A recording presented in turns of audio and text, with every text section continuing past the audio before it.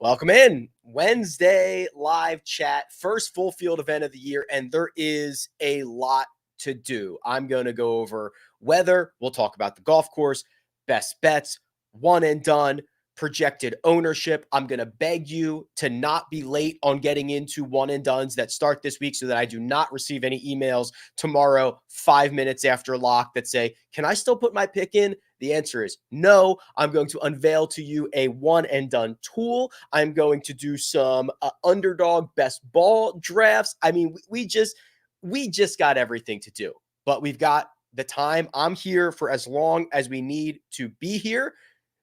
Hit the like button. Make sure you're subscribed. Get your questions in. I'll go through as many as possible. I'll try to group them together so that we're not jumping around like crazy and we're taking this through a cohesive, kind of smart way. This is nice. It's been a very busy week. Now I get to dive into this stuff.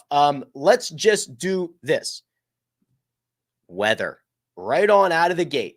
That way we can disregard any weather questions that come after this. We can just move right along and say, go back to the beginning of the show when we talked about the weather. You might have saw, the Monday qualifier was like absolutely washed. It's been raining. It's been pretty windy. It's been pretty nasty the first couple of days this week. Well, here is the up-to-date forecast. I am using the Waialae Kahala station. That was pronounced perfectly, which is right by Waialae Country Club. It's like the absolute closest weather station that you can find. Thursday morning, very early in the morning, calm conditions. These guys are going to be teeing off around 6 a.m. local time, or actually they're not on daylight savings. So it's a 2-hour difference from the West Coast now. So it's 7 a.m. for them. So guys that tee off right at 7, I think are going to get a tiny little edge for about 2 hours. And then you're going to see this wind kick up from the west, 11, 14, 16, 17 miles an hour at noon. And then it's going to basically stay in double digits for the rest of the day. So maybe some early guys getting to play 9 holes or so before the wind really starts to kick off. But I'm talking about like the first tee times of the day. Now, there are a couple of guys playing in the first tee times of the day that are probably very, very rosterable. So that's also quite interesting.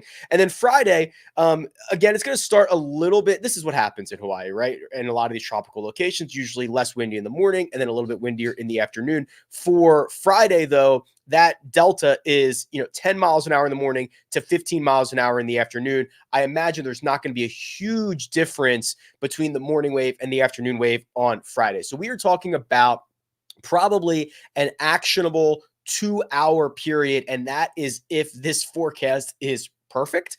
It might be a 4-hour window. It might be a 0-hour window, right? And this can obviously change, but I think the thing to consider would be the very early tee times on Thursday morning for just a little bit of an additional something. Now, what's interesting is, a lot of times those tee times are pretty garbage golfers. That first tee time off tee number 1, Denny McCarthy, Alex Noren, both very playable this week, along with Taylor Montgomery. Off 10T is Joe Highsmith, Charlie Hoffman, Tyson Alexander. Not as excited about that. But the 9:20 tee timer, that's 9:20 Pacific, it's 7:20 local.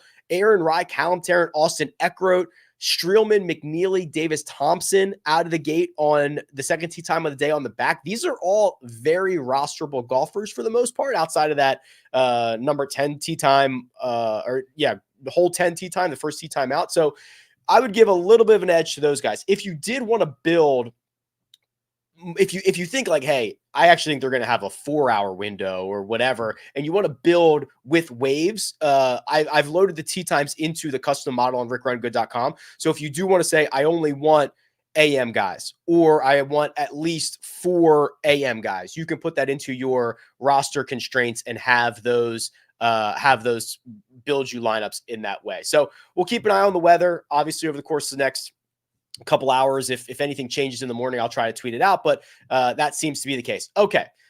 Whew. We've done the weather conversation. Let's move on to the questions. Troy says, good afternoon, Rick. Any thoughts on 6K Rico Hoey? I see his fourth on the adjusted course fit. Yes, couple of items here. So he has a very small sample size. I will show you that in just a second. So that's why he's getting a really big boost into the adjusted course fit, because the only little information that we know about him is very, very good. The other thing is he plays out of TPC Summerlin. I know guys that play with him a lot. I've never met Rico. Everybody who plays with him says he's a flusher. Now, the thing is, they say that about a lot of guys, right? They're all talented PGA Tour or Korn Ferry Tour golfers. So I take that for a grain of salt, but I think he's a very good approach player. What I'm going to do is I'm going to show you his golfer profile, and I'm going to point out that this is the new golfer profile. I'll zoom in a little bit for you. So two new things went live. We can dive into them later. There's a live leaderboard for this week, shot tracking, stats, course, groups, all of that for both PGA Tour and DP World Tour are both live on rickrungood.com right now, and the new golfer profiles pages. So I'll just type in Rico, we'll just kind of see how this goes from here. I'm still kind of getting used to it a little bit myself. So he did play the Australian Open in December. He missed the cut there, and then he was on the Korn Ferry for 2023 and earned his card in that way. The reason that he is so high in the adjusted course fit is because of this event right here at the Barracuda, where he finished T20 and just absolutely, struck the hell out of it. So when that's probably the only 4 rounds that are going into his adjusted course fit. So you see him at 4th. That's why. It's not that it's bad. It's just a very, very small sample size. So take it with a grain of salt. Hey, Rick, when is it important to use weighted strokes gain versus strokes gain when completing a custom model, struggling with a model for a field this week? I think this week is a really good time to use it, because what you're getting a lot of guys that are both, they're coming up from the Korn Ferry Tour. They might not have a lot of PGA Tour rounds like Rico is. You do want to give the guys who played a full schedule of PGA Tour golf, they're due from last week. You have guys who are coming over and who have earned their card from the DP World Tour. So what I would do is, this is a really good week for it. So I would flip over to the weighted strokes gain numbers, and then I would probably go something longer term, because there's guys who are coming off of pretty significant breaks. I want to reset everybody back to kind of what their baselines are. So here's last 50 rounds, minimum of 40 rounds, weighted strokes gain, Terrell Hatton, number 1, Brian Harmon, number 2, Corey Connors, number 3, et cetera, et cetera. Now, what you'll notice is, if we were to do that same 50 rounds and 40 round minimum in regular strokes gained, you are going to see Ryo Hisatsune. I had a very nice subscriber who speaks Japanese send me an audio file of how to pronounce that name. I hope I am close. Ryo Hisatsune. I'll work on it. Alexander Bork, Ben Cole. You're getting Korn Ferry guys. You're getting Euro guys, because they were so good on that tour. Well, that's why I think it's not that those guys aren't good, but that's why I think weighted strokes gained is important this week. So really, the first guy that you get that didn't play like a full PGA Tour schedule last year is, I'm just scrolling through looking, like Alexander Bjork, right? He's 46. So he goes from like 4th to 46. So I think this is the perfect week to use it. Will the splash one and done show ownership numbers after lock? I don't know. So admittedly, they built this, they got it done before the season started. I know that they are working on a page that shows that. I don't know when it's going to be released. I imagine soon. I imagine within the first couple of weeks of the season. But I do not I'm not involved in that at all. The splash one and done. So we are up to 751 users right now. Let me refresh this. 751 right now. 754 right now. We just went up by 3. So these prizes, they will adjust, right? If we don't fill this thing, but they're still going to be pretty good. $150 entry. We're getting close to, I think we'll get to probably 1,000, because there's going to be a late rush here. So it's probably going to be $150,000 in the prize pool, something like that. If you're in one of the 41 regulated US states, you can get in this, and you can get in right now. And I guess you can see my picks. So I'm sharing that with you right now. Or if you cannot get into that one and done, or if you want to be in kind of a global ranking system with everybody, Run Good Golf is available. This is the one that I control, and this is the one that I manage. All the divisions are going to be done tomorrow. I'm waiting for registration to be done. We just crossed 1,100 users in this one. There was at least 11 countries represented. So I thought here were the 11. Well, I guess Puerto Rico is not its own country, but 11 different areas to compare yourself against, which I thought was pretty cool. Okay. All of those links are in the description. Everything you need to know is in the description. I've spent weeks begging you to get into this stuff, and I'm going to be able to stop tomorrow begging you to get into this. I'm very happy to move my attention to something else. Rick, I'm curious, as the events play out, do you ever think back to the chats? All I could think about last weekend was the guy that said he liked Chris Kirk and wondering if he still took them. Yeah, of course I do. Right. And if I don't think about them, someone will will tweet at me and say, hey, idiot, you said Chris Kirk sucks or whatever. Right. So even if I don't think about it, someone else is thinking about it. But admittedly, I've probably already thought about it. Carl Yuan had a good showing at the Sony last year, good distance, but lacks the accuracy. Thoughts on him? Or would you be more interested in Carson Young, who's more of the accuracy model? All right. So let's do this. Carl Yuan. There's a lot of Carls in the database. So let's see what Carl has going on for him. All right. Oh boy. A lot of red on the page. He is often a very good ball striker, though he didn't strike it well at the RSM Classic. He's not a very good putter. He did have a couple of good finishes in the fall, 6th and 4th. And that was the 4th place finish was in Bermuda.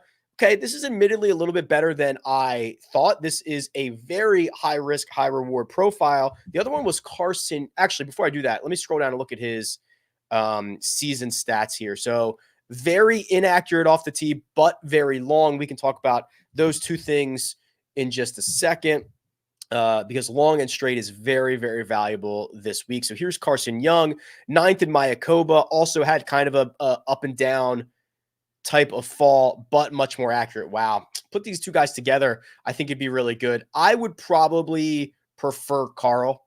It's close though. They are almost opposites of one another. Hey, Rick, run good team. The updates are incredible. Thank you. Appreciate it, Damon. I mean, I'm stoked for the live leaderboard. I'm obviously stoked for the golfer profile. I'm stoked that it talks to the custom model. So for example, if you just want to if I favorite Carson Young here and go over to the custom model, Carson Young is going to be starred somewhere. Maybe I have to refresh it, but Carson Young is now going to be starred on the custom model. Where are you? There he is.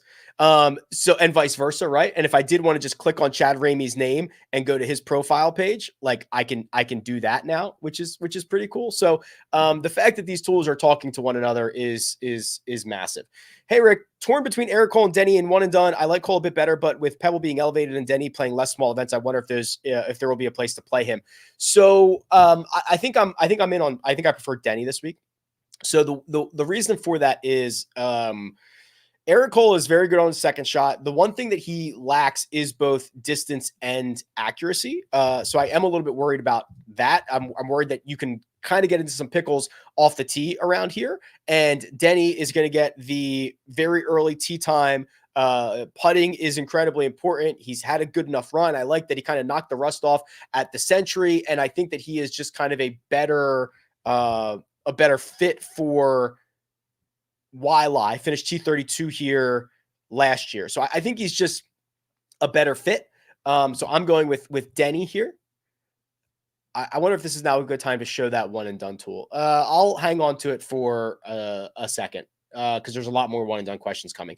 Hey, Rick, can you share the projected one and done ownership, at least the top guys picked, and share a site and link where this might be public each week? So for those of you who are new, the only way that I know how to access this is on officefootballpool.com. So this is not like an admin thing. This is available to anybody who is in a league on Office Football Pool, which one of the ones that I'm in each year, it's a small one, is hosted here.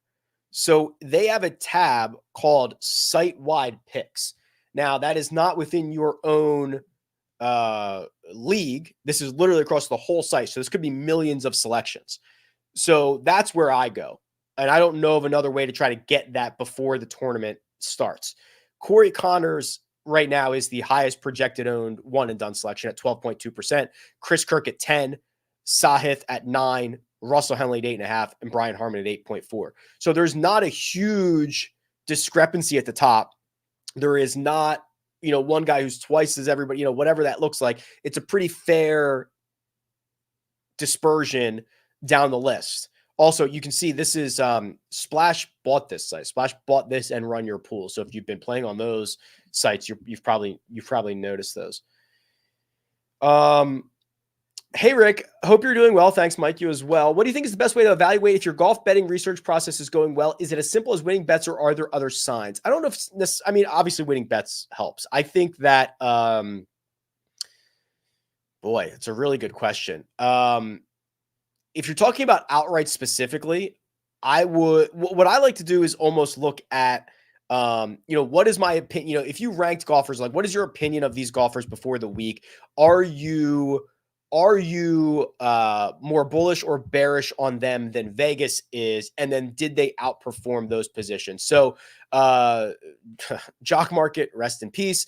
One thing that I like that they did is they took all the outright numbers. They took all the finishing position numbers. And basically there was this this break even finishing position, which basically, if you look at it all, Rory McIlroy is going to finish 11.7. And it's almost like, am I bullish on Rory at 11.7 or am I bearish? And then kind of comparing players in that way. I think that's a pretty good way to do it, but I'm open to a lot of different ways. Hits the like button. Yeah, very smart. Thank you very much. Do you have one biggest regret in all the bets that you look back on? A guy you cashed on too early or didn't bet when you really liked him? I don't think I ever. I am probably down. Two guys come to mind immediately. I'm down 100% on Tony Finau. I've never gotten Tony Finau right.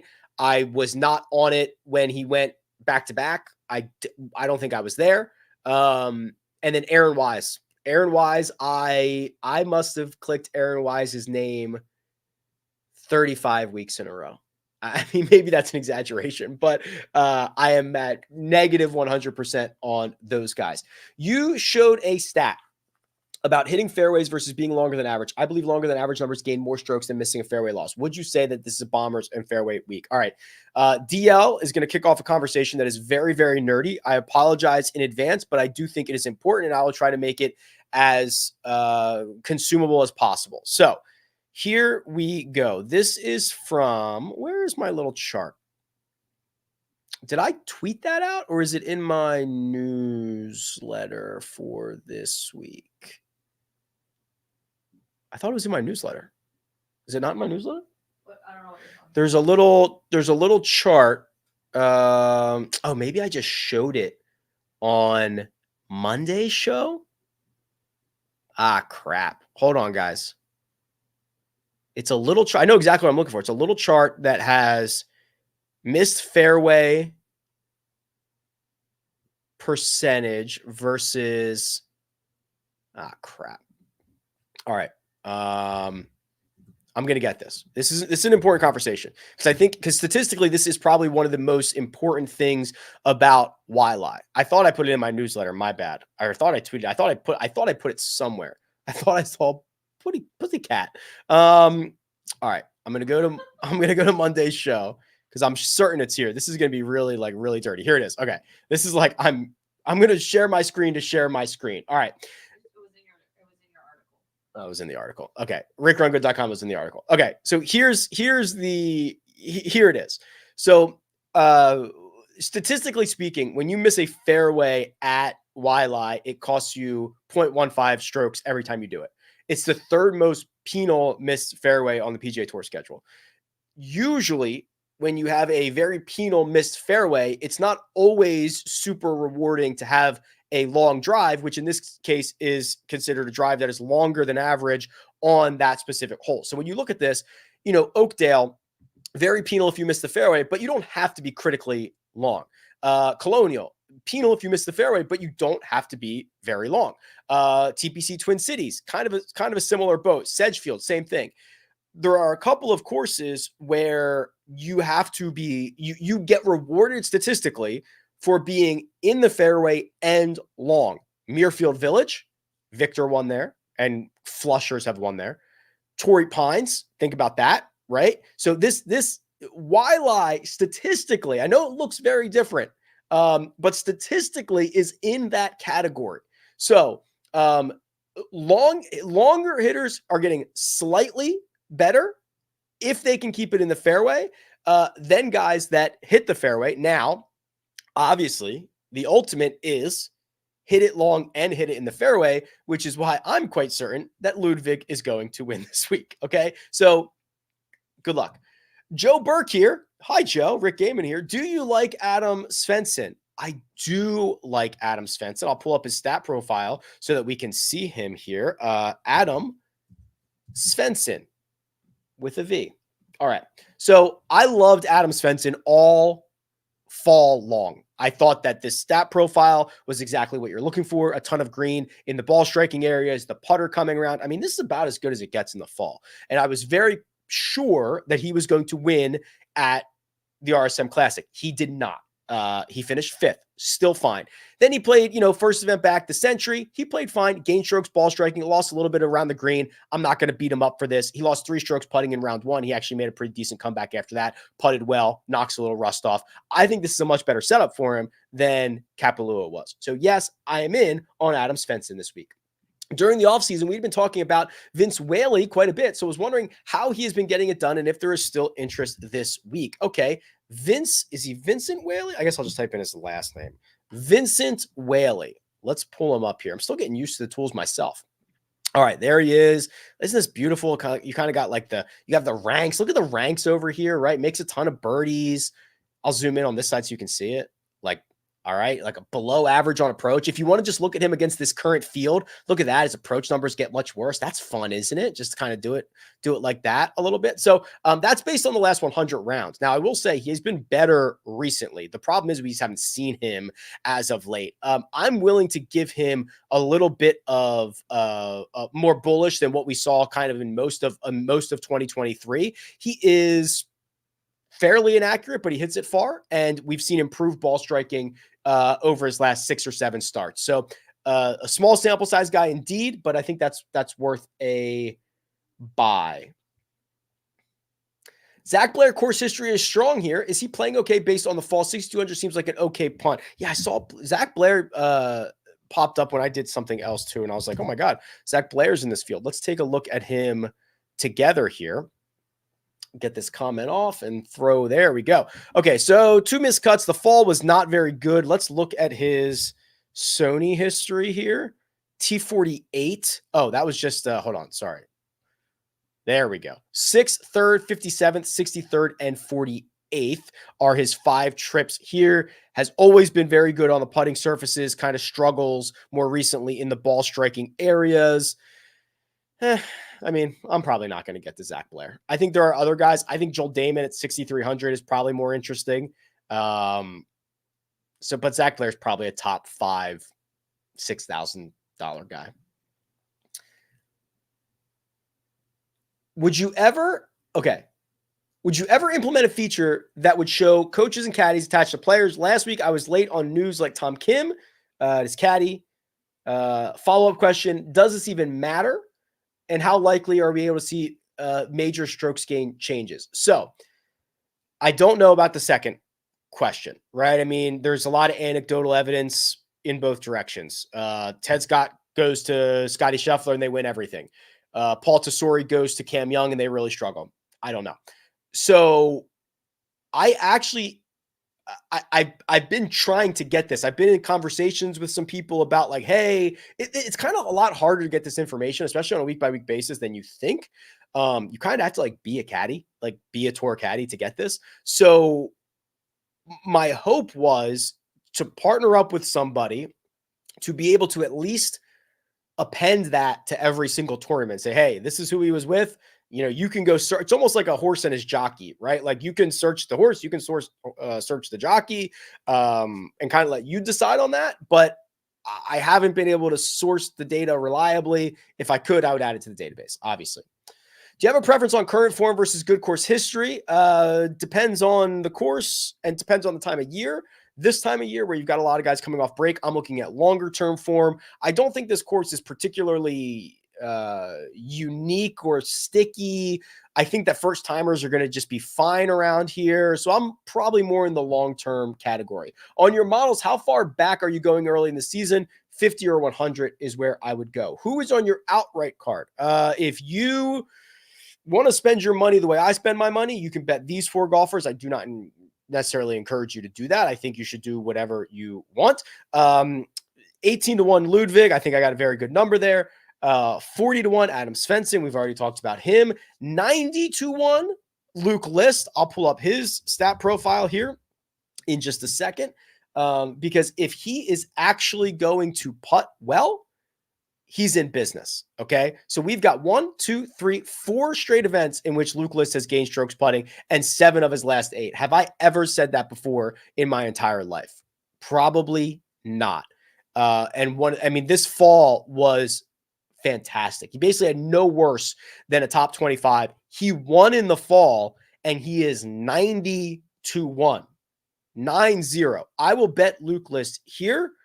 I will bet him if he plays at the American Express, and I will bet him when he goes back to Torrey Pines, a place that he has won, and then I will reassess.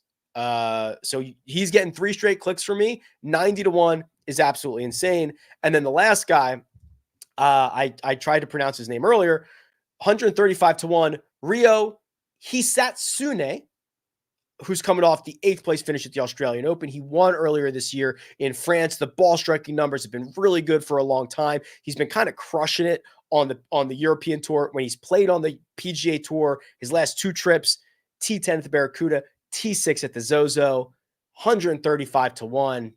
Sure, why not? Happy full field golf season day. What do you know? I've already done the Rio Hisatsune. What do you know about Jacob Bridgeman? Well, I'll know exactly what the golfer profile says. Very good Korn Ferry Tour season. He ended it with 4 straight top 20s and 5 of his last 6, and 2 of those were T4 finishes. This is not a usual Korn Ferry Tour profile. Korn Ferry Tour profiles are like Norman Zhang's. Win, 2nd, 7 missed cuts, 10th, 7 missed cuts. That's like more common on the Korn Ferry Tour. This level of consistency is pretty impressive, and we'll see how that translates to the PGA Tour, because this is kind of different than what you normally see. Hey Rick, long-time subscriber, but new to the Rick Run Good custom model. For some reason today, when I click on the date range, it won't pop. Okay, yeah, I saw that too. I think it's because I'm running data in the background, so it should be updated soon. That's on me. There's just a ton of new data that I'm adding, but recent rounds worked as normal, like I saw. Seems like Hayden Buckley loves this course. Are you able to overlook recent form with him? So I'm a Hayden Buckley truther, but he's been pretty bad. Now he is long and straight when he's at his best, which is exciting, but is he going to do this? Is he going to lose 4 strokes around the green and kind of punt this thing away? The finishing positions are not good enough. I liked him a lot. Just look at the difference in play here.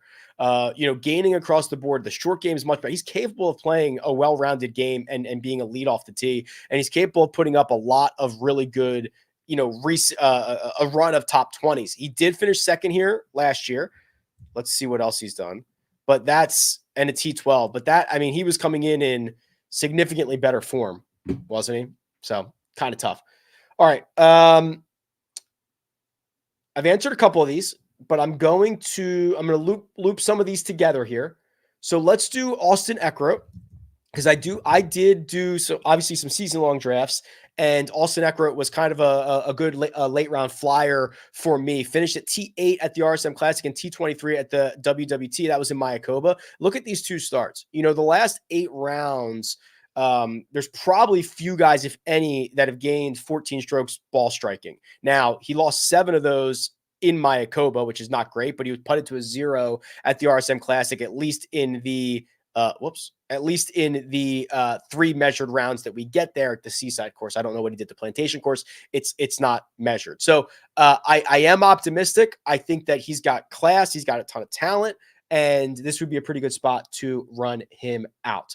Is there a way to see golfer breakdown? So I'll add this back in to the golfer profile, but you can get this on the Holy Grail. You can sort it by literally anything that you want. Any reason to be bullish on Garrick Higo? I think that the reason to be optimistic is kind of change, right? Remember when he split with Claude Harmon Jr., I believe, he started to play a lot better. The ball striking metrics came around. He's working with Sean Foley. They basically completely redone his swing. I think it looks good. We'll see how it translates. But yes, I think there is a lot of reason to be optimistic. Very high upside, high-end golfer, very young, very raw, has to figure everything out. Okay. I've been saving like 9 one and done questions. So here's what I'm going to do. Now seems like the perfect time to show this new one and done tool. So if you guys remember a couple of things, I went to Denver during this off season. That was not a vacation. Might have looked like a vacation, was not. That was a working trip to meet up with the guys at Team Rankings and Pool Genius to consult on a one and done tool. If you remember them, they were the ones that created the NFL Survivor tool that I really, really liked, and I showed off in my NFL Survivor, and we collabed on a one and done tool. And I like the way that they approach these types of things. And this is, I will tell you right now, this is like it's not even version 1. It's like 0.000001 right now. It's very minimal, but they're adding to it every single day. And it's actually free right now. There's a free trial until the waste management, I believe. So link is in the description. You can check it out. But what it's going to do, you can see I've already input one of my leagues in here. Okay. So what it asks you to do is it asks you, if you have multiple entries, I'll call this, Rick Splash 2. What it's going to ask you to do is it's going to ask you, what site are you on? It's going to ask you how many entries are in your pool. All of this stuff is critical information, right? The strategy that you should be deploying depends on how many people are in your pool, what your prizes are, how many you have to pick each week, what the rules are. That's where they're taking all of this, right? So let's say I have 1 entry into this pool. So if I said I have 5, it would tell me, okay, well, 3 of them we want to be Ludwig, and 2 of them we think they should be so-and-so.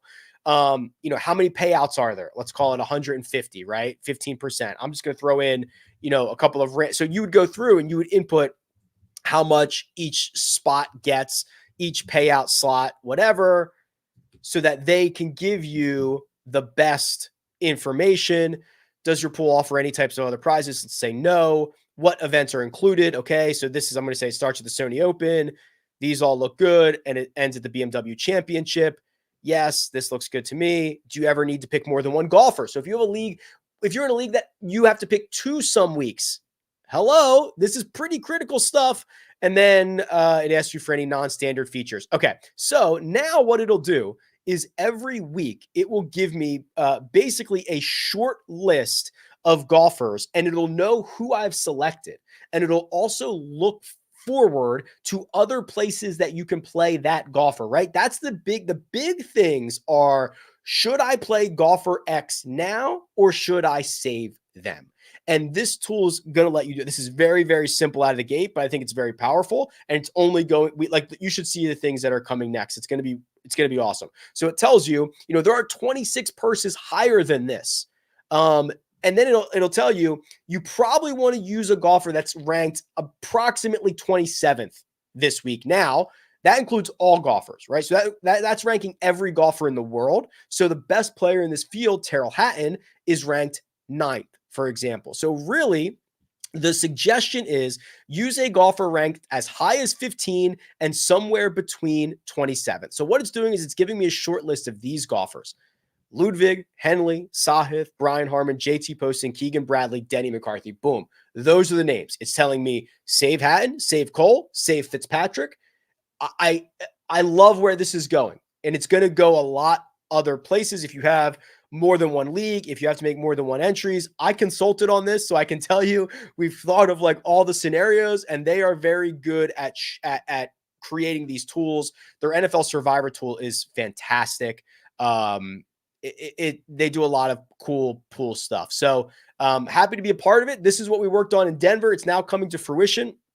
And I suggest you go try it out. It's literally free right now until the Phoenix Open. So there's a link in the description. Go check it out. Sign up. Test it for this week. And I think literally like every week, you're going to see more and more stuff added to this. It's going to be really, really cool. I talk to those guys all the time. All right. So we did the weather stuff. Producer's play of the week is Cooch. Matt Kuchar. She said Cooch, Matt Kuchar. If you didn't hear her, why? Well, according to rickrungood.com, he has good course history here, kind of 7. And then I also saw that he finished runner-up at the Worldwide Technologies Championship. There you go. And 7th at the Fortinet, and 7 is a lucky number, so 7. The producer has spoken. What's shaking, Rick? Of all the new changes to the tools, what is the biggest game changer and why? I mean, great question. I think that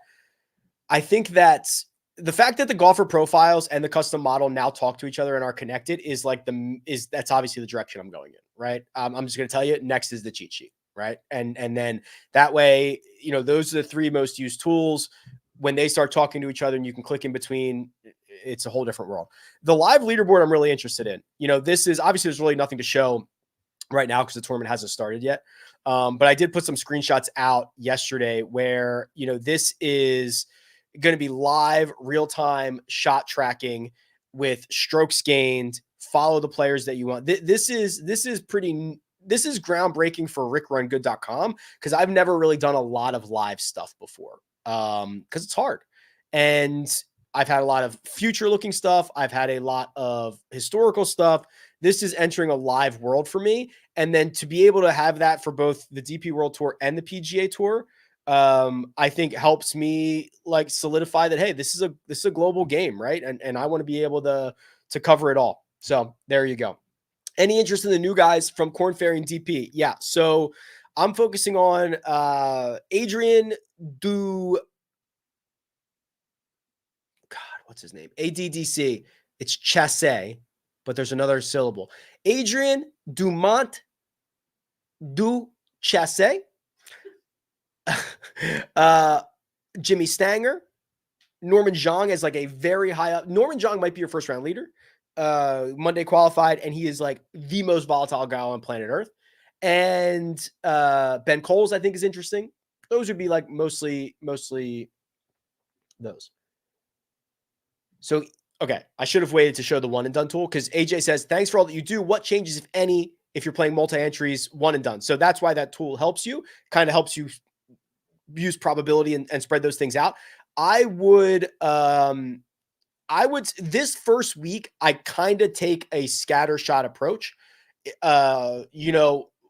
Maybe 3 different guys, 4 different guys, instead of loading all up, because then you can start, if you do get a win out of the gate, you can start playing a little bit differently. I think that this event with the break is a little bit harder to predict. We don't know a lot of form. So I kind of would prefer a scatter shot approach for this week. I needed 1 more minute of the intro banger song. Don't say that. Armina literally generated that song, and she is very, very excited that people like it.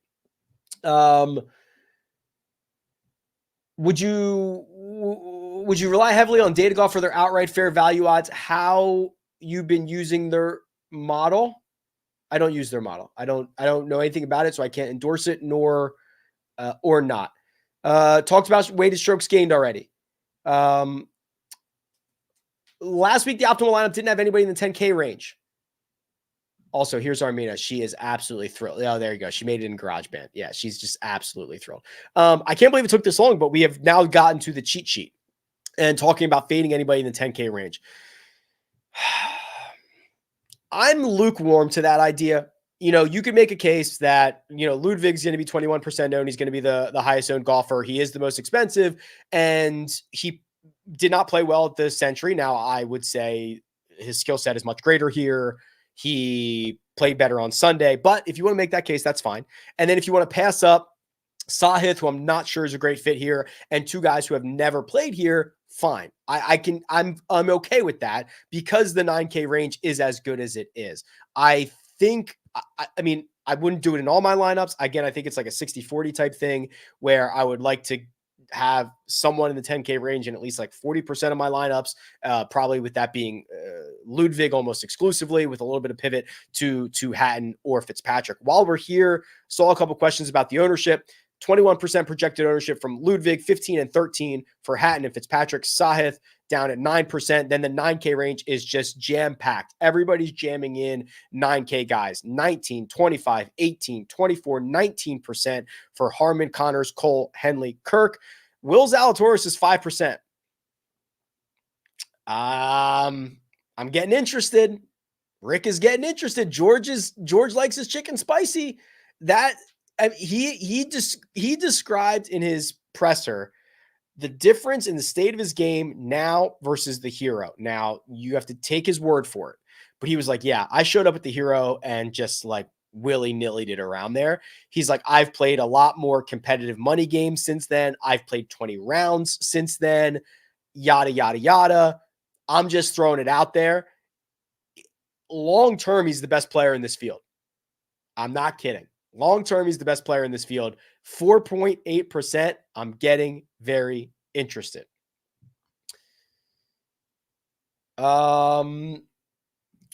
Can we explore how Kirk is done after a win? Yeah, I don't think this is super like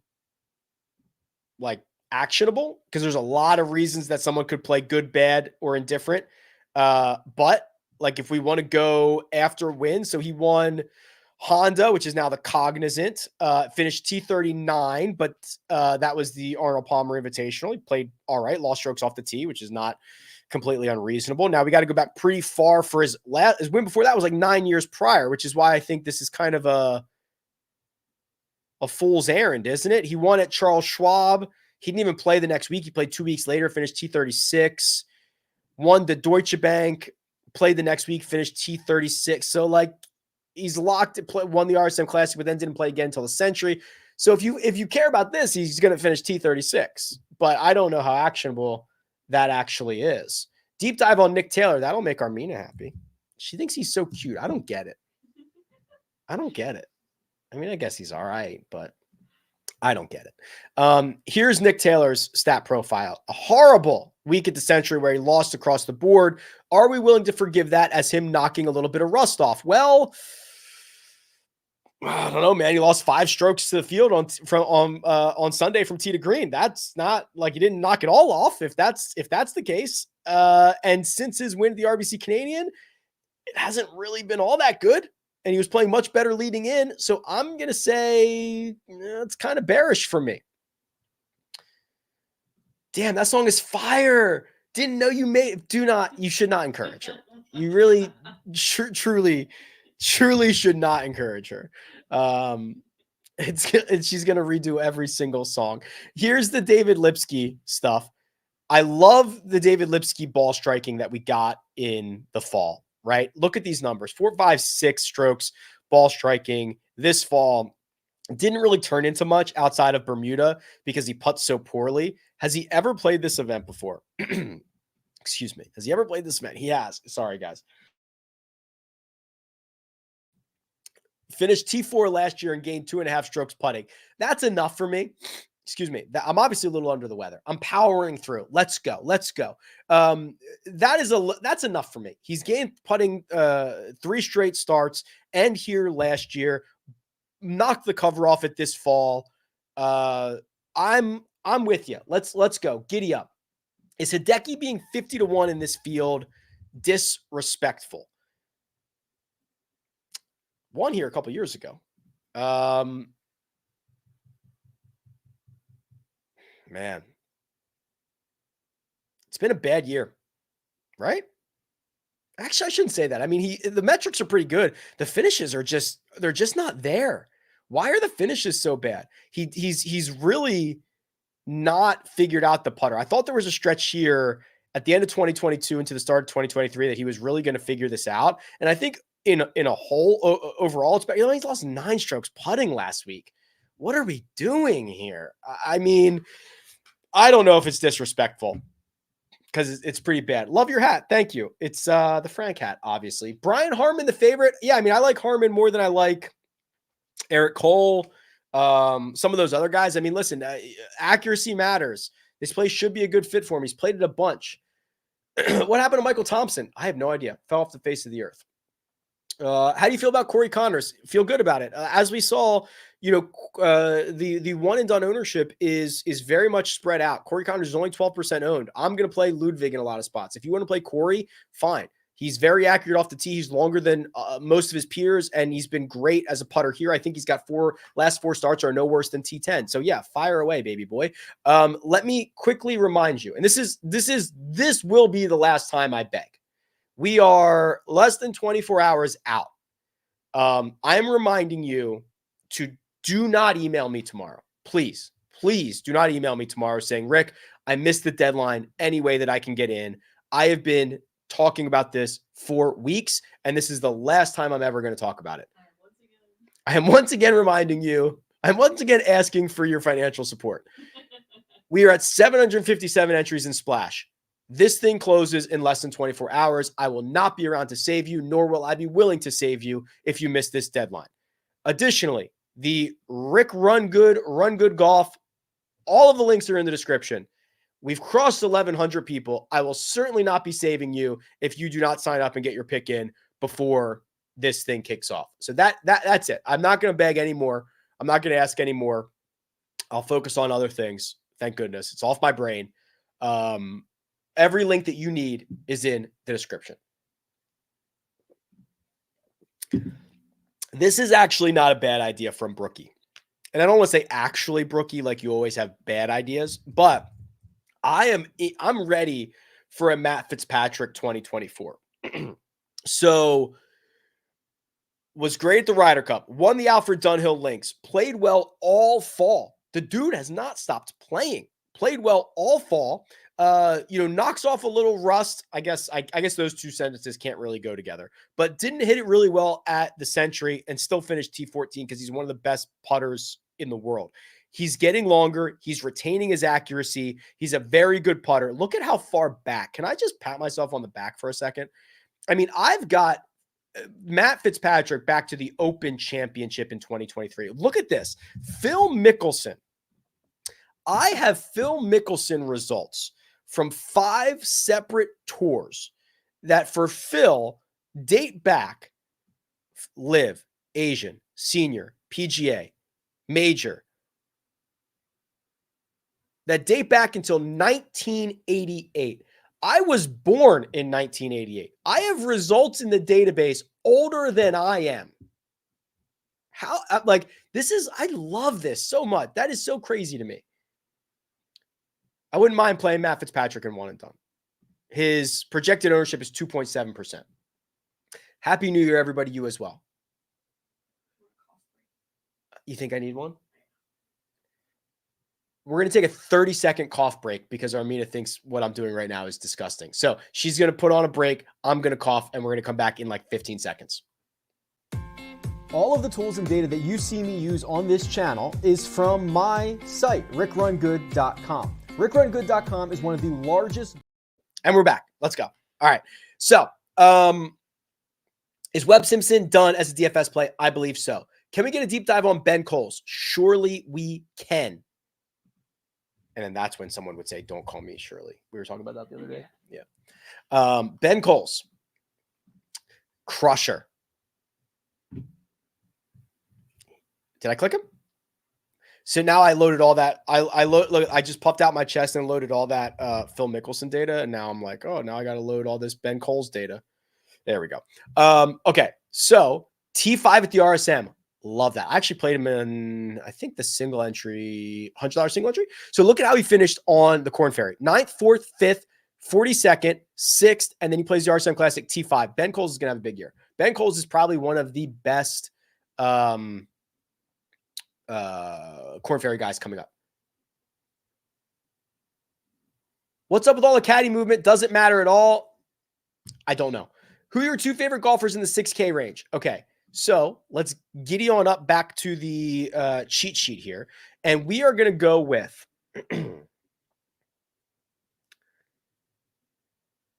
There's Joel Damon, 6,300. I'll show you his stat profile in a second. And I think Will Gordon is somewhat interesting. Also, I ran into Matt McNeely about 2 weeks ago. He was his words to me were, I'm happy to be going full tilt again. He's on a major medical, and 2023 was poopy. He knows it. He's gone 7th, 27th here, and he's healthy. That is kind of really sneaky for 2% ownership. So those three are what I would really like. Let me show you Joel Damon's profile, because I'm not sure. We've talked about Joel Damon a lot recently, but when Joel Damon's playing his best, he's accurate off the tee. He's a pretty good second shot player, and he can roll the rock. 57th at the Zozo, that's not very good, but his fall was much better than the rest of 2023. His summer just stunk. And then he got a little bit of a reset. T13 at Sanderson, T7 at Shriners. We don't have the advanced metrics for Zozo, but he lost 4 shots to the field there. I think this is a much better spot for him. Has he played here? I'm sure he has, right? 4 times. 73rd, 22nd, 12th, cut. Although the missed cut was one of his better ball striking weeks, just lost 3 strokes putting. So I think Joel Damon's a really interesting option. I'm a survivor. I'm a subscriber. Can't wait to splash. What do you think about JT Poston in the 1 and done? Yeah, so probably crazy that it took 50 minutes to get to JT Poston. Oh, and we're still cooking, by the way. We have Underdog best ball drafts to do. We've got a lot of questions to go. We're cooking for a while. So let's go. JT Poston has probably one of the most impressive stat profiles out there. So look at all this dark green, gaining 7, 8, 9, 10 strokes to the field over his last 10 starts. Putts it beautifully. The only thing that he frequently loses at is off the tee. And the reason for that is because he's not very good off the tee. He loses both distance and accuracy. So that is a little bit of a concern. But, I mean, the stat profile is there and the results are there.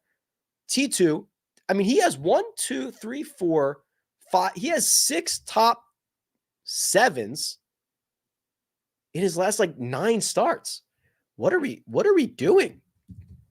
Why did it take 50 minutes to get to JT Poston? Agreed. Possible to get in a 1 and done from Canada. You will have to play mine, rungoodgolf.com. I don't know where else you're going to be able to play, because all the other ones are regulated 41 states. I don't know where else you're going to play. Don't send questions a second time. I'm going in order. Thank you.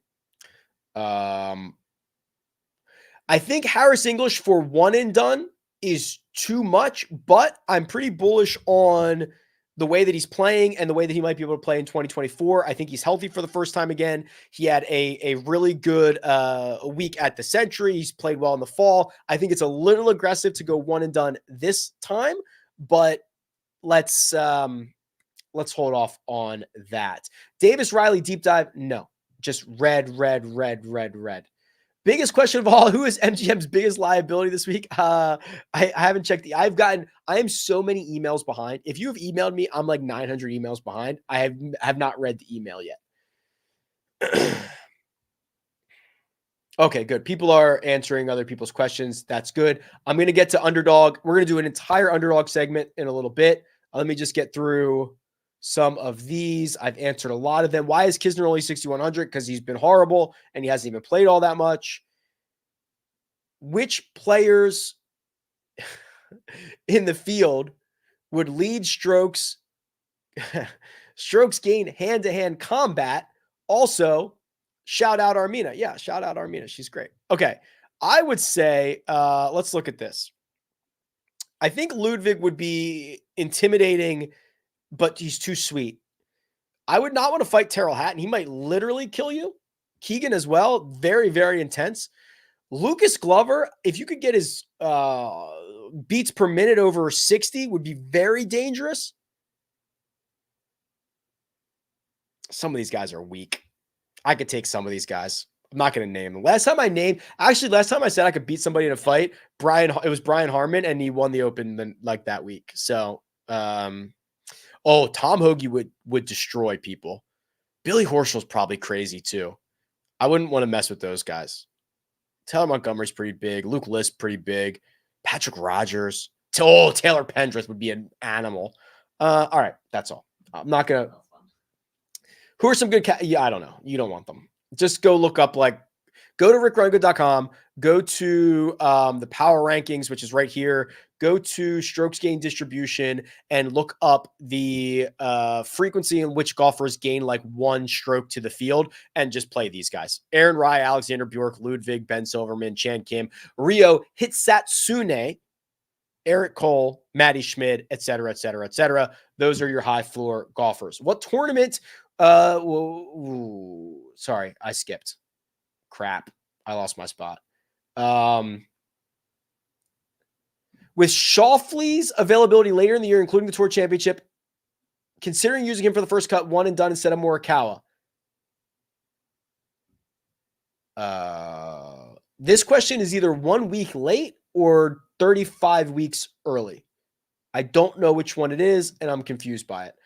Should I worry about Cam Davis's struggles last week? Yes. Speaking of Aaron Wise, is he playing golf this year? What about Berger? Aaron Wise is he's not in this field, right? Because I did see that he was in. No, he's not in this field. I thought he did commit to something. I think Aaron Wise is back. Daniel Berger, man, I don't know. So like a year ago, maybe it was a year ago, maybe it was 9 months ago. I talked to somebody who was pretty close to it, and it's this back, and he's gotten a bunch of different opinions on it. And I didn't think any of them, they don't think any of them were all that good. It's a back injury, and he has only posted on Instagram. He's rarely posted him swinging a club. And when he is swinging a club, it's like a very short wedge shot, and that is it. That's all he ever shows. I am worried about that. Thoughts on Mav, Woodland, and Berger coming back? I don't know when Berger's coming back. I'm excited about Mav. I'll be interested to see about Gary Woodland. That story is unbelievable. If you go look, so I'll do this while I'm here on the power rankings. Strokes gained, ball striking for everybody in the world, last 100 rounds, minimum 100 rounds, and we'll do PGA Tour only because that's the most reliable strokes gain data. I'm not doing like a global golf hater thing.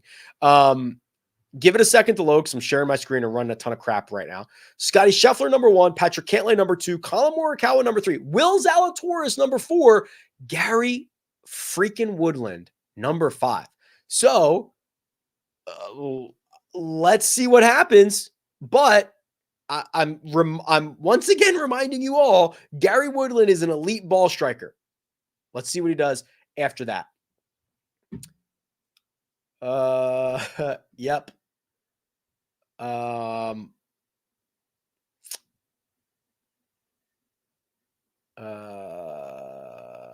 Don't ask the same question again.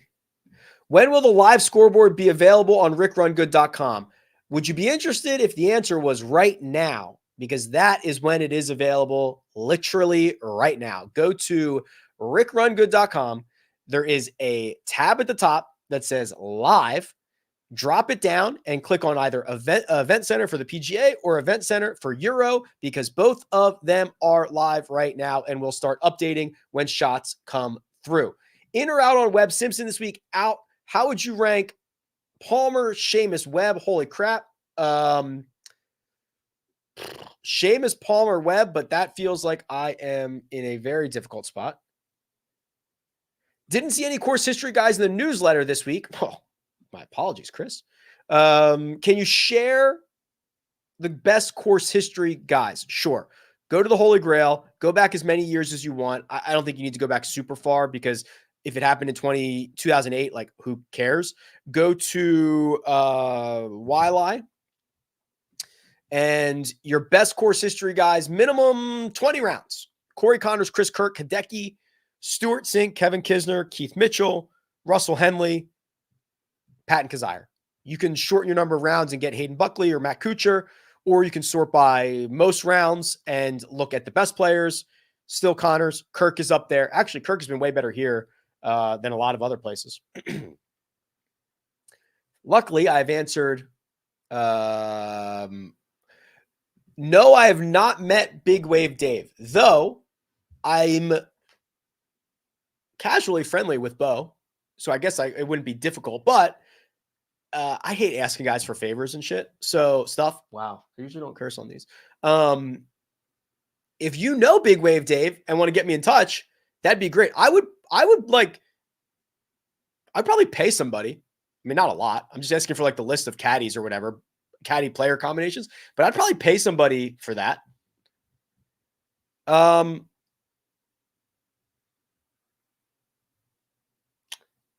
Ever consider having the players' Twitter main feed on the golfer profile page? That would be some sicko behavior, wouldn't it?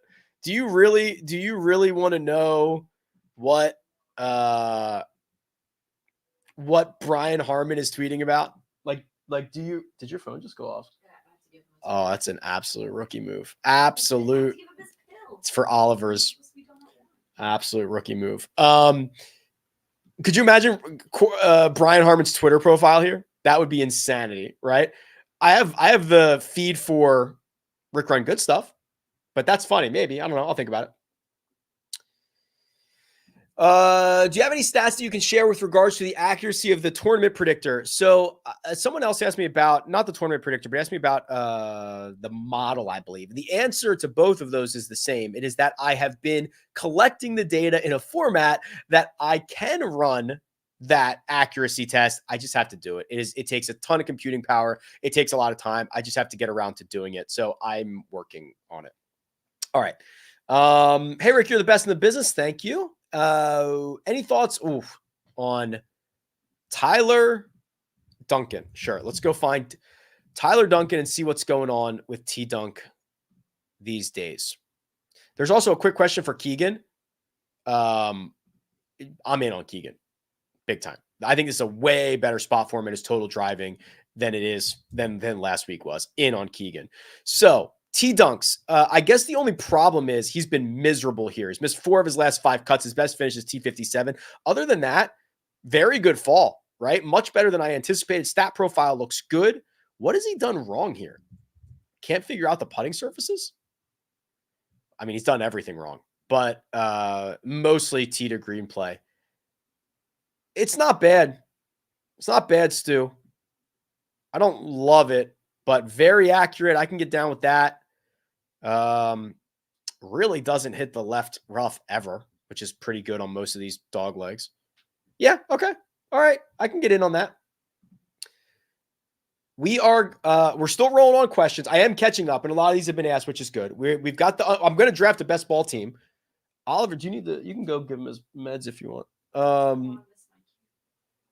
Oh, okay. So really do a really quick Davis Thompson deep dive because I'm in on him. I've drafted him in a lot of season long end of draft stuff. The kid's was a phenomenal amateur and is starting to figure it out. The ball striking looks really, really good. I'm getting all the Davis Thompson that I can get right now. Oh, there's a super chat here. Never needed, but appreciate. Oh yeah, there you go. So ranking these, stuck between Kohls, Hisatsune, and Eckroat for cash. I would probably go Kohls. We saw that stat profile was very, very consistent. I think that is probably the better way to go. Did I see correctly that Underdog does not give golfer points for finishing position in best ball? I'm going to get to that in a second. The one and done tool link is taking me to a Google Workspaces. We're working on that right now. The link you sent me to put in? The link is taking me to a Google. It's taking me to the right spot. We will double check that. And it's taking me to a Google Workspaces. All right. We will fix that. So, sorry. We will fix it.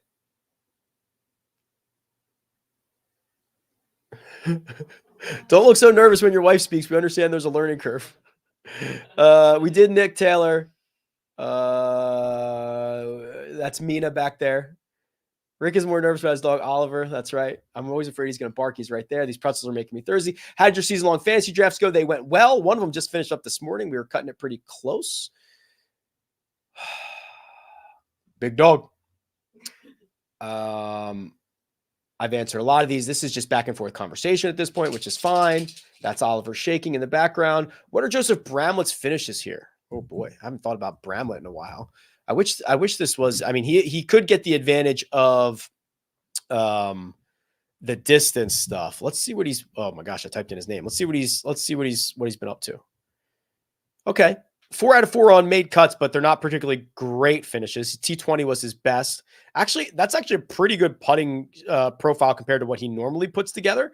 You can see he loses. I mean, very capable of losing 5 strokes to the field when he putts it. Very, very. I mean, we haven't seen him since the Scottish Open. I guess that's right. Was he? I think he shut it down. He was hurt, wasn't he? You know what I would like to get? If anybody else knows this part, I'll crowdsource this. I would like, like fantasy football has like little snippets on guys, like, oh, so-and-so was questionable at practice this week. I would love to get that in here for golfers, so like I could see, last Joseph Bramlett update is he shut it down in July because of an injury, something like that. If you know if you know how I can get those, somebody reach out to me. I'm pumped for the one and done. Very good. Who do you love for first round leader? Norman Zhang will be your first round leader. Okay, we're ready for some best ball talk. We're going to get there in a second. We're almost there. I've got like, there's only a couple more questions for me to catch up on. Russell Henley for one and done. If you're going to play Russell Henley in one and done, it has to be here. I just went Ludwig before him. I went Harmon. I went Fitzpatrick. It's not nothing. I think he's like the 5th best option. Yes, Gary Woodland had a lesion taken off his brain. Yes, Luke-less putting is actually improved. Rick, can I email you tomorrow to ask to join the one and done? Yes, please do. CC Mina on it as well. I've heard the invitationals, Genesis API Memorial, have a $4 million purse. That would be very different than the standard PGA Tour prize purse is 18%. So it would be 3.6 million to first. They might. I have no idea. All right. Here's what we are going to do. We are going to draft a team. We are going to best ball this up. It is time for our underdog segment. We actually planned that, as sick as that is. So here we go. Underdog has changed the game. Best ball, very, very popular. Golf, fantasy golf, very, very popular to me. Boom. They have just come together for the first time ever. So best ball. I've got notes. I've got an outline. I've got all this stuff. I'm going to do a full best ball video, hopefully at the end of this week or early next week, because it's a lot. But the gist of it is you do not, you draft and you don't do anything else. You do not have to set rosters. You do not have to pick starters. You do not make trades. You do not do pickups. You do not do anything. And then every event, your best 6 golfers are automatically added to your team. You get those points. The way now Oliver's barking, everybody's barking over here. So the way that Underdog does their best ball. So this is a $10 entry, 11,000 people. This is $3. This is $100. There are rounds to this. So you draft, here we go. We're getting into it right now. So you draft a team of 10. In round 1, you are in a 6-person group for the first 6 tournaments, Phoenix Open to the Players Championship. If you are in the top 2 out of those 6, you move on. Then in round 2, you are in a 10-person group for 4 tournaments. If you are one of the 3 best in that round 2 out of 10, you move on. Then you go back to a 6-person group for 4 tournaments. If you are the top 1 out of that 4, you move on. If you get to round 4, you're in a 6-person group, top 1 moves on. And then round 5 is the final 31 people for 5 tournaments where first place is $10K. That is the $10 version. There are payouts, obviously, along the way for what round you make and get out of. So that is all available for you. You can either get into a draft for 30 seconds per pick, a very quick one, or 8 hours. Now, what I'm going to describe in depth, hopefully later this week. And you can see I'm already in the process of getting this all together, and I will share all of this with you. This is a scheduling game. You need to know or have an idea about who is going to play what events. That is the edge, okay?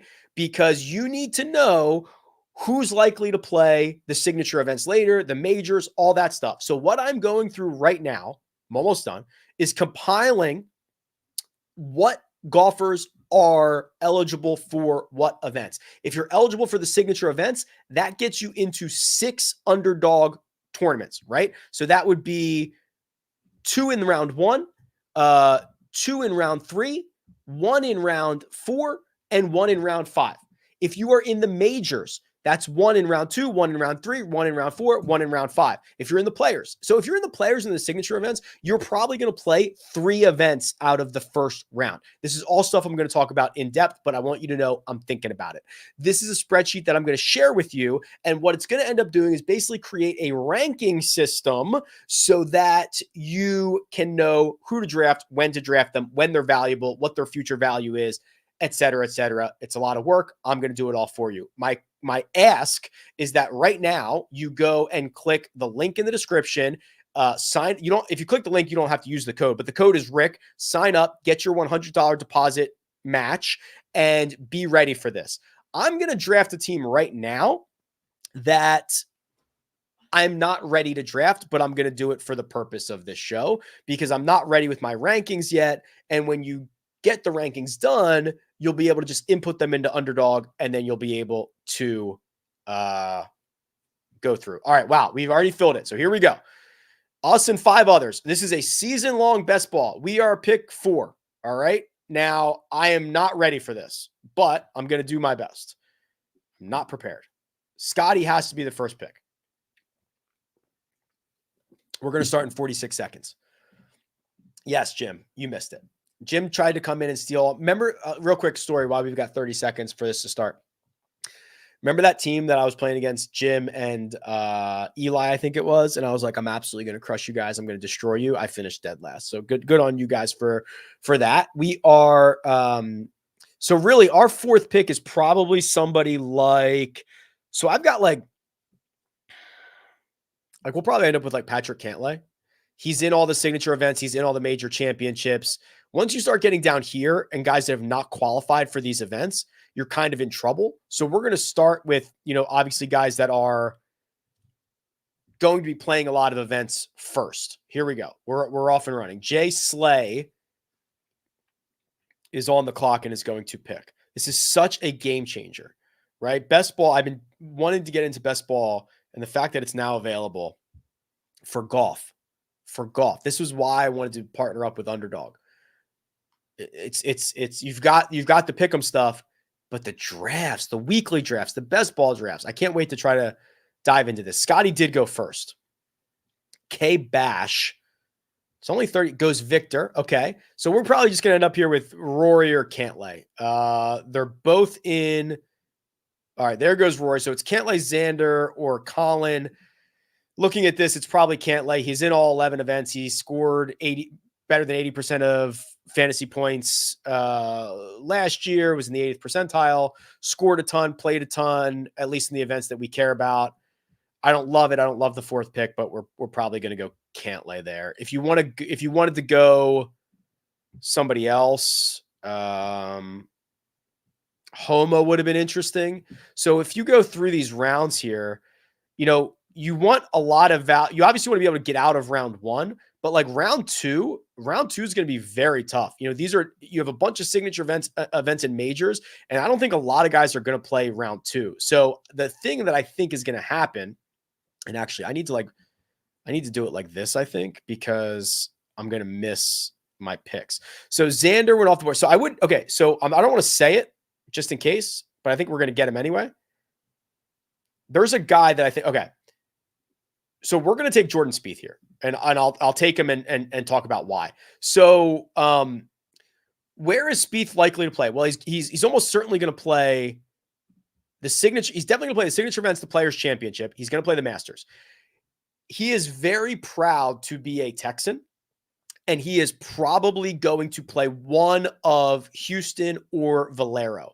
So you're getting a guy who's probably going to play, let's call it Houston, although he's probably going to play Valero. And then you're going to get RBC Heritage, which he's going to defend. He's going to play the Wells Fargo. He's going to play the PGA Championship.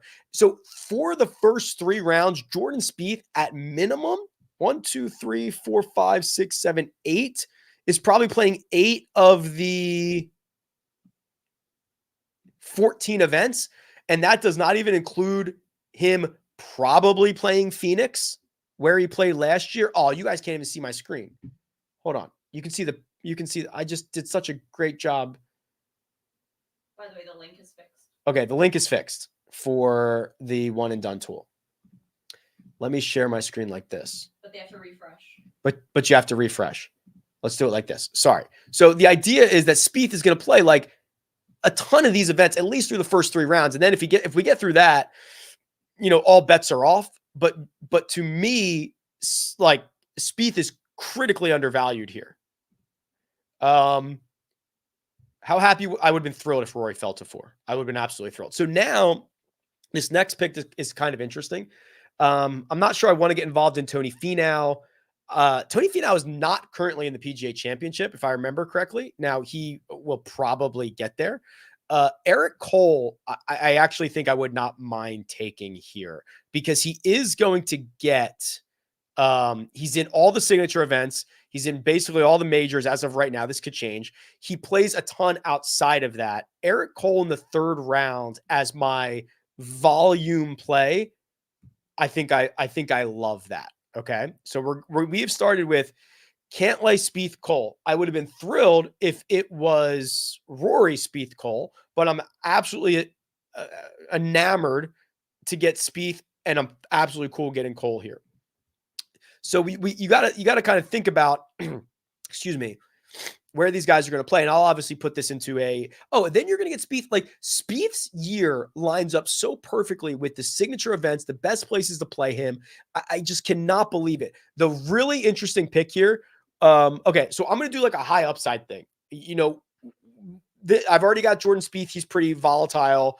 I'm going to try to do a high upside thing here, where I'm probably going to take Zalatoris next. Okay. Unless he goes to Mal 4K. I don't know how much will we're going to get. He's not in. This is tough, man, because he's not in the Siggies. I'm gonna take him. Because really I just need him to get going by Phoenix and then start to get into everything after that. But a 21st overall Zalatoris at 4.3, who is literally, when healthy, a top 5 player in the world, is too good to pass up, but it is very, very risky. Okay. I'm going to try to win the whole thing. And I have time between now and kind of Phoenix for him to get started. And also, because it is just taking your top 6 scores, if he does take a little bit longer to get going, I've got the Spieth, I've got the Cantlay, I've got the Eric Cole, all of those, that can kind of get me through maybe round 1. Maybe they can get me through round 2, and then I can drop a hammer with Zalatoris kind of coming later in the year. So as we get to this next pick in the 5th round, I would be pretty happy if we got Keegan here. Keegan or Corey Connors, I think, would be fine. They are both going to be in everything as of right now. Like if the qualification ended right now, these guys would be in everything. I would not mind that. Keegan's going to play. It is a signature event this year, but like, he's going to play Travelers. He's going to be in all this stuff. He might play a couple of these one-offs. Henley just went. So one more pick to die. I would have liked Straka as well. Straka at 25, I think, is pretty interesting. But I think Keegan is very much the guy here. Okay, so Fowler goes. So love Denny, but Denny's not the pick. Love JT. JT's not the pick. I'm quite confident that Keegan's the pick here.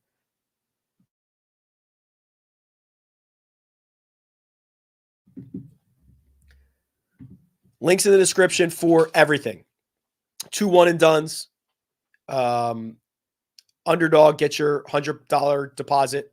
We fixed the link for the one-and-done tool. Go get after that.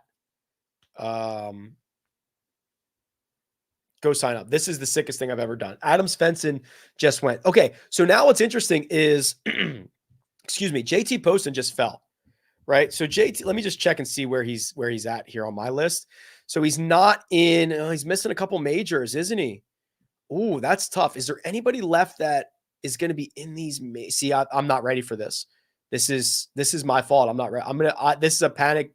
That's on me. That was not a good, well thought out pick. When I get this spreadsheet done and get my rankings in, I won't have to worry about this. But Poston is surprisingly currently not in. What is he not in? Masters?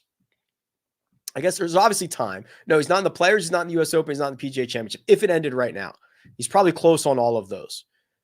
Plays a lot. Might be able to kind of pull an Eric Cole and carry me through some of this stuff. He is in all the signature events, though, I believe. He is. So, but that was a little bit of a panic pick.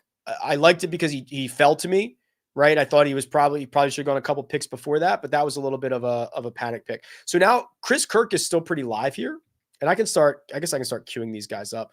So Kirk is now in everything, right? The win at Century, a signature event, gets him into everything. So I'm hoping that I can dodge. I do Chris Kirk going here. We're going Kirk now. We're running out of guys that are in everything, I imagine, because we're at pick 40 and we have got no live golfers off the board yet. Live golfers are in this. So you could conceivably get John Rahm and hope to get 4 starts out of him. Let's look up Adam Hadwin real quick. I want to see where he's at on this list. Plays a lot. He's in everything. That's low-key pretty good. Hoagie.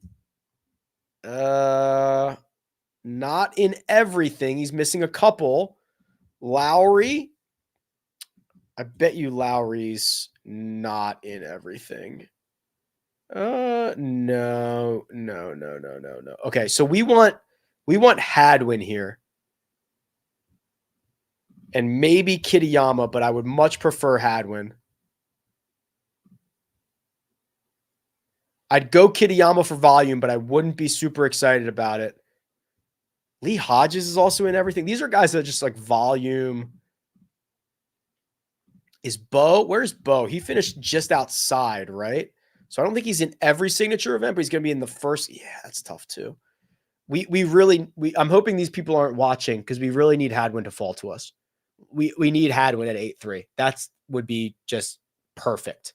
Lowry just went. I'm really hoping Mal 4K. Oh, he just took Hadwin. God, that's so annoying. God, that is so annoying. Is Rose in any? Oh, man. Again, now I'm panicking. That stinks. We could go Rose. Oh, that stinks. We already got Poston. Our team right now is Cantlay, Spieth, Kohls, Zalatoris, Keegan, JT, Kirk, Rose. Ooh, that hurt. Would have loved Hadwin in that spot. We could go Lucas Glover. I'm not a buyer on Lucas Glover, but he, this is probably too low for him. And if we are playing a high upside path, which you probably should be in best ball, Glover needs to be on our radar. Luke List needs to be on our radar. If we can so we've got 2 picks to go. If we can get 2 of these 4 that we have listed, and there goes Kitayama. So 2 of those 3, I think we'd be all right. I guess I could go Rahm. Yeah, Shank is fine too. I think Mal 4K got both the Adams, Shank and Hadwin, which is, that's pretty good. There goes English. Montgomery, we are dodging. Getting sniped again here. I really need. Okay, there goes Glover. That stinks. So we are going to need somebody else here. Nick Taylor? He's got to be in everything, right? Yeah.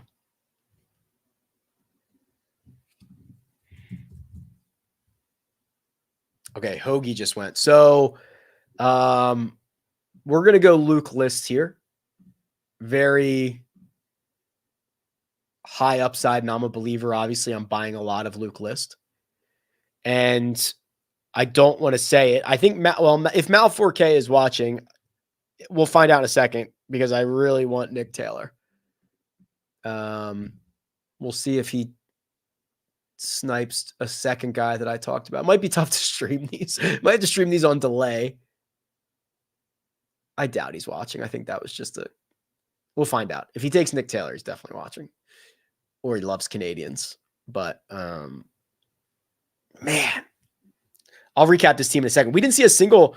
Have we seen a single live golfer go? I don't think so because Rahm's still on the board. Koepka's still on the board. I mean, I guess it's tough you're only going to get maybe 4 of them, and they don't start until the end of round 2. I guess you could, I mean, if you get to round 3 and you have Jon Rahm, you're going to get 3 starts out of 13. Still probably not enough. I don't know. We just want Nick Taylor. If we can, should I take Jon Rahm? There goes Bo Hossler. Is John, okay, Mal 4K just took Jon Rahm. Is Mal 4K sharp? He might be. Should I take Koepka? Nah, I'll take Nick Taylor. All right. I'll recap the team here, but that's the last pick that we had to make. I would like if they were bigger rosters, but I know that's going to be hard in golf. But here we go. Cantlay, Spieth, Kohls, Zalatoris, Keegan, Poston, Kirk, Rose, List, Taylor. I would have loved it if Rory fell to 4, and I would have loved it if we got Hadwin instead of Rose. Now we'll see. Davis Thompson, that's a good pick. We will see, but that's where we're at. It's sick. It's fun. I'll be doing a lot of these. I'm going to have that sheet available ASAP, obviously, and then I can put the rankings in, and you can put the rankings in, but go get signed up right now. If you want to start drafting, I mean, drafts are live right now. It starts at the Phoenix Open. So I'll have more information for you, hopefully at the end of this week, but otherwise there she blows, right? That's the underdog stuff. It's sick. So sick. All right. I've been going for 90 minutes. Okay. That'll do it. I appreciate you guys in a big way. I'm not feeling great. I'm going to go do something different. Best of luck this week. Go sign up for everything. Links are in the description. Goodbye.